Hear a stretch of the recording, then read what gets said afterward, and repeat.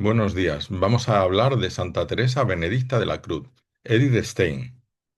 Edith Stein nació en el seno de una familia judía en 1891.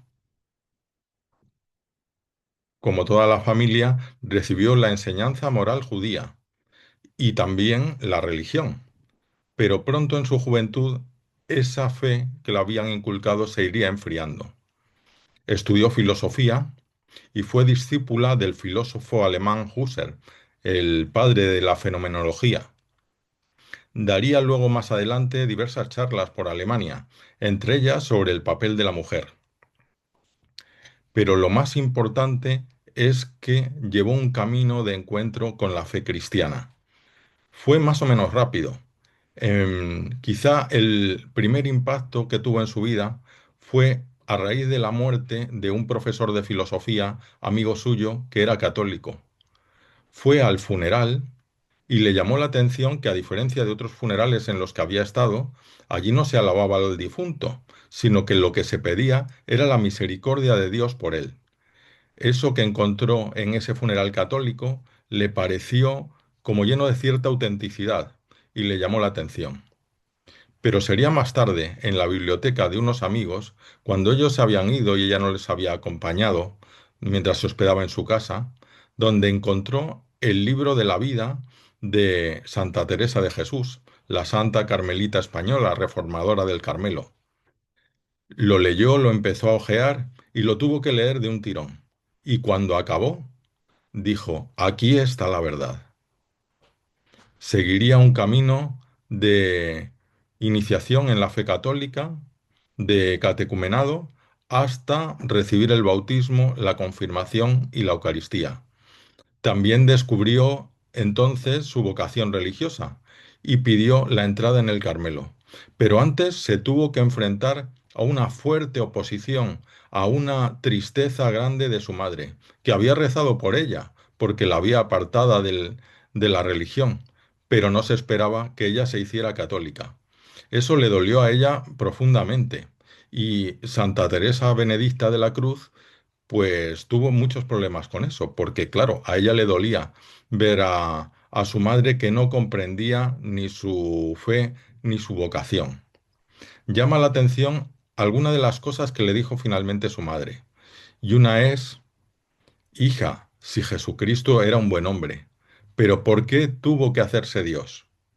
Es decir, ella no entendía que Jesucristo era algo más que un buen hombre, que realmente pues era el Hijo de Dios hecho hombre, era Dios mismo, la segunda persona de la Trinidad que había venido a la tierra. Sin embargo, Teresa, pues con dulzura y con calma, siguió su camino, tanto que su hermana Rosa se convirtió también y entró luego con ella en el Carmelo. Teresa Benedicta de la Cruz entró en el Carmelo de Colonia en 1933. Pronto empezó a arreciar la persecución nazi contra los judíos y por prudencia, ella y su hermana, que aunque eran cristianas, eran de raza judía, fueron enviadas al Carmelo de Eck, en Holanda, para desviarlas un poco del riesgo de la persecución.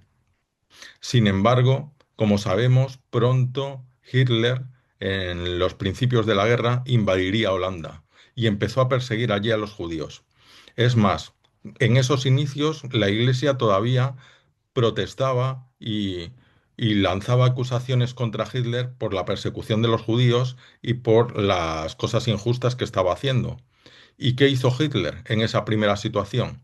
Pues ser mucho más duro todavía, arreciar todavía más la persecución contra los judíos, incluso contra algunos cristianos que se oponían, y además dijo que iba a considerar judíos a todos aquellos que eran de raza judía, aunque se hubieran convertido al cristianismo.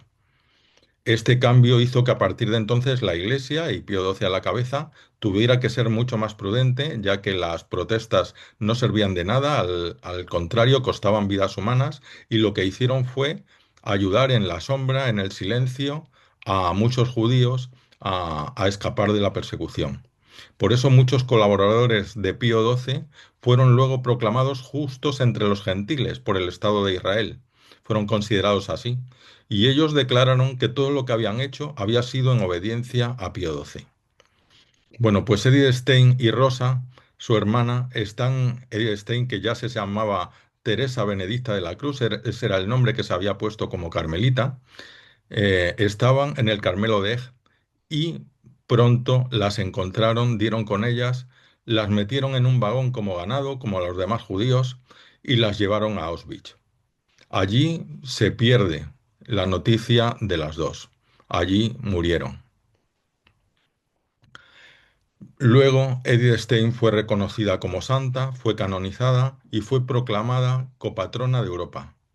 Nos da un testimonio de búsqueda de la verdad y de encontrarla y seguirla.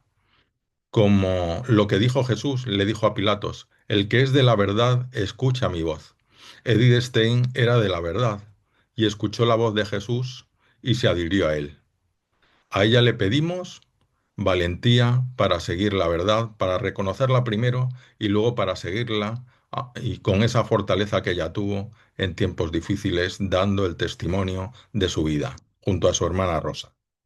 A ellas nos encomendamos y también nos encomendamos a ella, a la que tanto preocupó que el genio de la mujer se desarrollara en esta nueva sociedad, para que nos guíe por caminos auténticos de promoción de la mujer.